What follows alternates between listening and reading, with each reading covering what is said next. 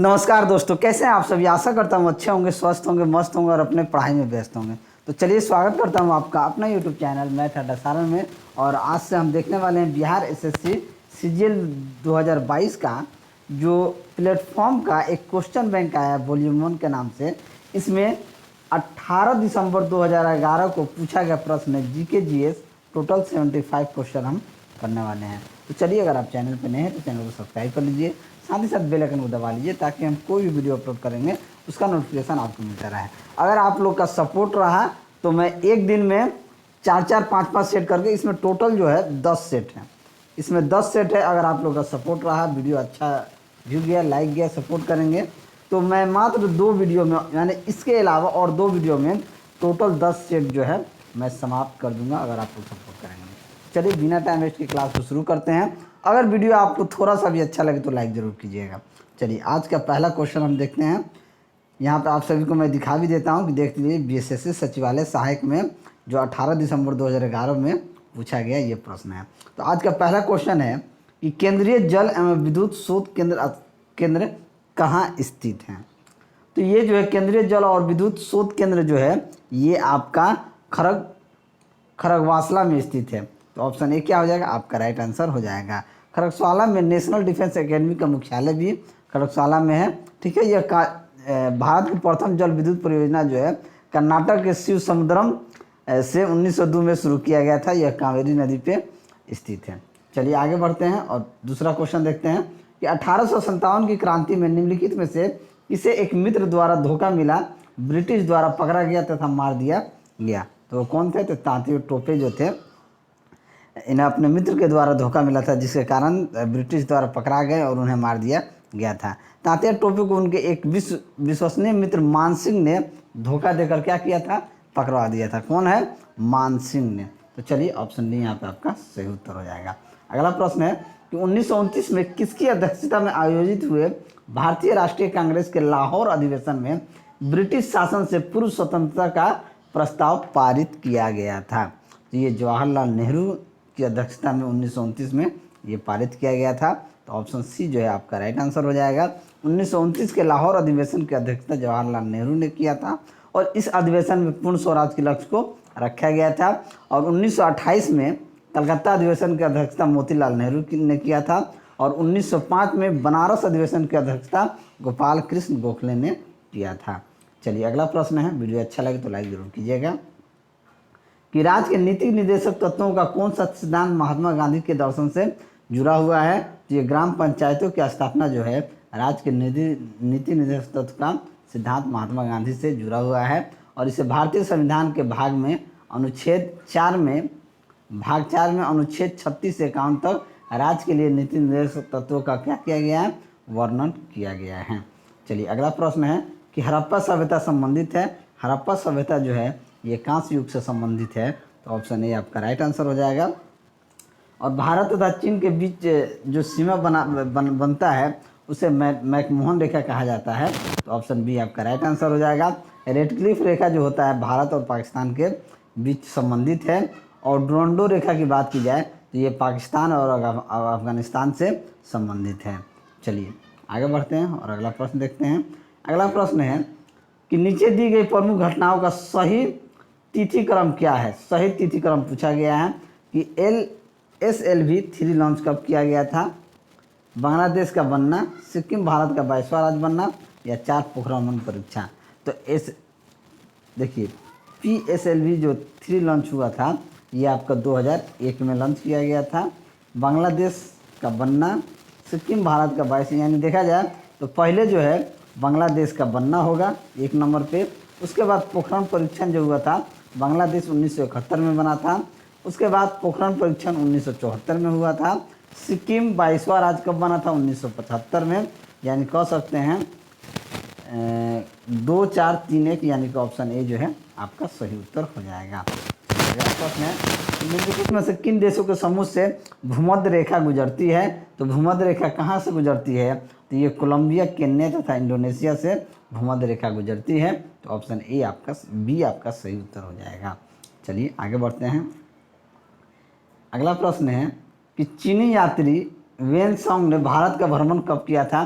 तो भारत का भ्रमण हर्षवर्धन के शासनकाल में किया था, तो ऑप्शन सी जो है आपका राइट आंसर हो जाएगा।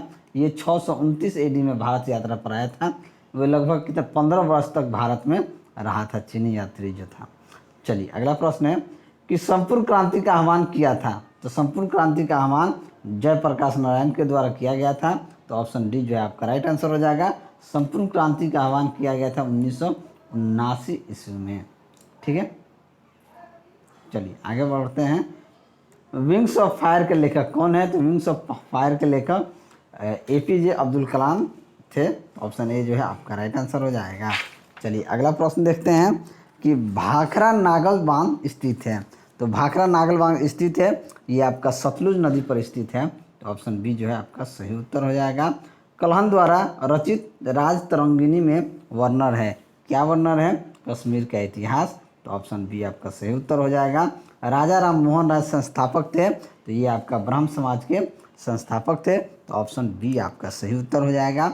और मैगीनॉट रेखा किन देशों के मध्य स्थित होती है? तो मैगीनॉट रेखा जो है ये फ्रांस और जर्मनी के बीच स्थित होती है, तो ऑप्शन बी सी जो है यहाँ पे आपका सही उत्तर हो जाएगा।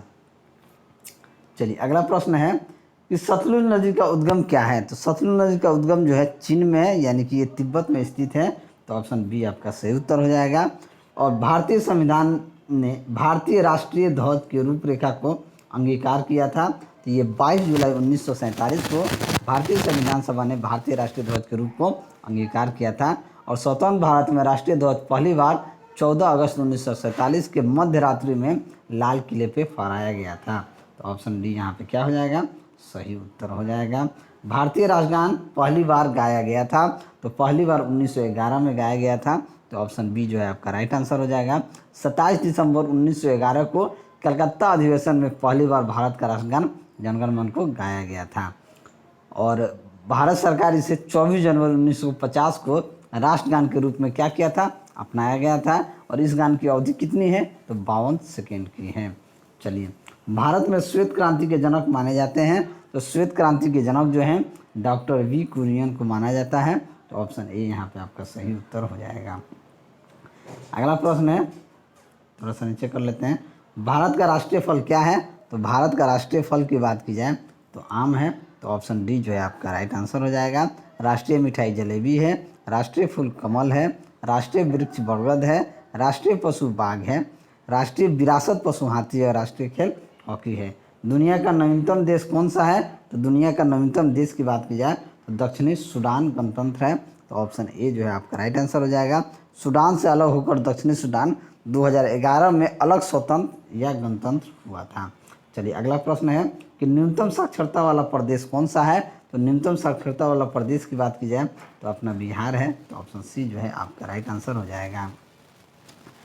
सम्राट अशोक जिसने 40 वर्षों तक भारत में राज किया, राजधानी का उस समय नाम क्या था? तो ये पाटलिपुत्र था, तो ऑप्शन सी जो है आपका राइट आंसर हो जाएगा। सम्राट अशोक 40 वर्षों तक भारत में राज किया और उसका राजधानी पाटलिपुत्र था। चलिए अगला प्रश्न है कि ऐसा प्रथम इंजीनियरिंग स्नातक जो किसी राज्य का 2 बार मुख्यमंत्री रहा हो संबंधित है, कौन है? बिहार से, तो ऑप्शन बी जो है आपका राइट आंसर हो जाएगा। नीतीश कुमार जो हैं ये आपका इंजीनियर है, और नीतीश कुमार रिकॉर्ड 7 बार, अब शायद 8वां बार अभी जो सरकार गिराए फिर बने हैं, तो 8 बार बिहार के मुख्यमंत्री पद के शपथ उन्होंने अभी तक लिया है। चलिए, निम्नलिखित में से कौन सा देश आसियान का सदस्य नहीं है? एशियन का सदस्य नहीं है, एशियन का सदस्य जो है बांग्लादेश नहीं है, तो ऑप्शन सी जो है आपका राइट आंसर हो जाएगा। एशियन यानी कि association of south east Asian nation है, ठीक है। इसकी स्थापना 8 अगस्त 1967 में हुआ था। इसका मुख्यालय इंडोनेशिया जकार्ता में है, और 24 अगस्त 1996 से भारत इसका पूर्ण संवाद सहभाग भी रहा है, और वर्तमान में इसका सदस्यों की संख्या का देश है 10 है। और एशियन के सदस्य देखा जाए तो म्यांमार है, कंबोडिया है, लाओस है, वियतनाम है, थाईलैंड है, ब्रुनेई है, इंडोनेशिया है, मलेशिया है, फिलीपींस है तथा सिंगापुर है। चलिए अगला प्रश्न देखते हैं कि उस राज्य का नाम बताया जहाँ से भारत का प्रथम राष्ट्रपति चुना गया था, तो आपका बिहार है जहाँ से प्रथम चुना गया था। ऑप्शन डी क्या हो जाएगा? आपका राइट आंसर हो जाएगा। और वो कहिए अभी सिवान जिला से ही वो रिलेटेड हैं, ठीक है। पहले वो सारण पहले ज़िला था, अभी कट के सारण कमिश्नरी हो गया है जहाँ हम लोग रहते हैं। सिखों के 10वें गुरु गुरु गोविंद सिंह जी का जन्म हुआ था, कहाँ जन्म हुआ था? तो ये पटना में। तो ऑप्शन सी जो है आपका राइट आंसर हो जाएगा। ये 1666 ईस्वी में हुआ था। 1946 में गठित अंतरिम सरकार में डॉक्टर राजेंद्र प्रसाद सिंह किस विभाग के मंत्री थे? तो ये आपका खाद्य एवं कृषि विभाग के मंत्री थे। तो ऑप्शन सी जो है आपका सही उत्तर हो जाएगा। चलिए अगला प्रश्न है कि वैश्विक तापमान के बढ़ने की समस्या से निपटने के लिए अपने लोगों पर कार्बन कर लगाए जाने का प्रस्ताव करने वाला विश्व का पहला देश निम्नलिखित में से कौन सा है? तो ये न्यूजीलैंड है। तो ऑप्शन डी क्या हो जाएगा आपका सही उत्तर हो जाएगा।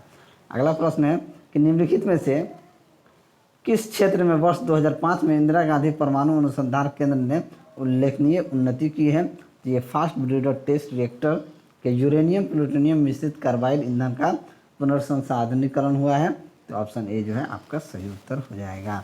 चलिए अगला क्वेश्चन देखते हैं कि इच्छा मृत्यु को कानूनी रूप से देने वाला पहला देश निम्नलिखित में से कौन सा है? तो नीदरलैंड जो है इच्छा मृत्यु को देने वाला कानूनी रूप से पहला राज्य हो गया है। तो ऑप्शन सी जो है आपका राइट आंसर हो जाएगा। यानी आप मरना चाहते हैं तो आपको इच्छा मृत्यु दे दिया जाएगा। निम्नलिखित में से कौन सा आयोग सर्वप्रथम भारत के संविधान की किसी धारा के अंतर्गत किसी निश्चित प्रावधान के अनुपालन में स्थापित किया गया है? ये चुनाव आयोग। तो ऑप्शन सी जो है आपका राइट आंसर हो जाएगा। भारतीय चुनाव आयोग की स्थापना की बात की जाए तो 25 जनवरी 1950 को हुआ था। चलिए आगे बढ़ते हैं। अगला प्रश्न है विश्व आर्थिक फोरम की वार्षिक बैठक का स्थल दावोस कहाँ पर स्थित है? तो ये आपका स्विट्जरलैंड में स्थित है। तो ऑप्शन डी सी जो है आपका राइट आंसर हो जाएगा। इसकी स्थापना की बात की जाए तो 1971 में हुआ था। ओलंपिक खेलों में से किस खेल के लिए बैल बाकर कप प्रदान किया जाता है? तो ये मुक्केबाजी के लिए। तो ऑप्शन बी आपका सही उत्तर हो जाएगा। और प्राचीन नगर तक्षशिला निम्नलिखित में से किनके बीच में स्थित है? तो ये आपका सिंधु तथा झेलम के बीच में। तो ऑप्शन ए जो है आपका राइट आंसर हो जाएगा। अगला प्रश्न कि निम्नलिखित में से कौन सा विद्रोह बंकिम चंद्र चटर्जी के उपन्यास आनंद मठ के द्वारा प्रसिद्ध हुआ है? तो ये सन्यासी विद्रोह। तो ऑप्शन डी आपका उत्तर हो जाएगा। और अगला प्रश्न है कि निम्नलिखित में से कौन सा कथन सत्य नहीं है? सत्य नहीं है पूछा गया है, सत्य नहीं है पूछा गया है। उत्तर में है गोदावरी नदी का उद्गम महाराष्ट्र में है, कावेरी नदी का उद्गम आंध्र प्रदेश में, ताप्ती नदी का उद्गम मध्य प्रदेश में है। तो कावेरी नदी का उद्गम आंध्र प्रदेश में है। कावेरी नदी का उद्गम कर्नाटक में। ये गायक है हिंदुस्तानी शास्त्रीय गायक गंगूबाई हंगल है। तो ऑप्शन सी जो है आपका सही उत्तर हो जाएगा। कोलंबो से अल्मोड़ा तक व्याख्यान निम्नलिखित में से किसके अनुभव पर आधारित है? तो ये जो है स्वामी विवेकानंद के अनुभव पर आधारित है। तो ऑप्शन डी क्या हो जाएगा आपका सही उत्तर हो जाएगा। वैज्ञानिक तथा औद्योगिक अनुसंधान परिषद का अध्यक्ष कौन है? ये भारत का प्रधानमंत्री होता है। तो प्रधानमंत्री हैं। तो ऑप्शन सी जो है आपका राइट आंसर हो जाएगा। चलिए अगला प्रश्न है कि भारत में हरित क्रांति का जनक किसे माना जाता है? तो हरित क्रांति का जनक जो है एम.एस. स्वामीनाथन को माना जाता है। तो ऑप्शन बी आपका राइट आंसर हो जाएगा। और श्री कुमार बनर्जी निम्नलिखित में से किससे संबंधित हैं? तो ये परमाणु ऊर्जा आयोग से संबंधित हैं। तो ऑप्शन ए आपका सही उत्तर हो जाएगा।